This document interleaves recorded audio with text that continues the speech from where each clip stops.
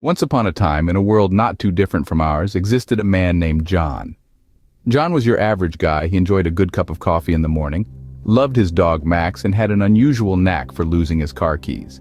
But there was something about John that was far from average. You see, John had an extraordinary passion for entertainment.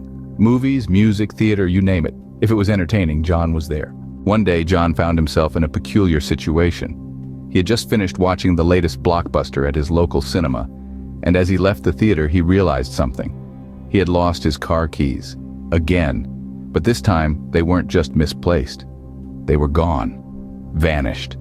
As if they had been swallowed by the earth itself. But John, being the entertainment enthusiast that he was, didn't panic.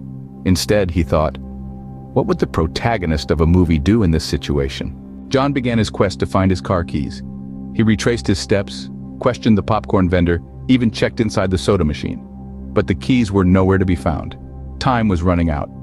The sun was setting, and John was still keyless. But just as John was about to give up all hope, something caught his eye. In the distance, he saw a glint of metal. John ran towards it, his heart pounding, the suspense building. As he got closer, he saw it, his car keys, lying in the middle of the parking lot. John couldn't believe it. He had found his keys. He picked them up, held them high in the air, and let out a triumphant yell. He had done it. He had turned his mundane situation into an entertaining adventure. John's story serves as a reminder to us all. Entertainment isn't just about blockbuster movies or chart-topping music. It's about finding the joy and excitement in our everyday lives. It's about turning our daily struggles into captivating tales of triumph.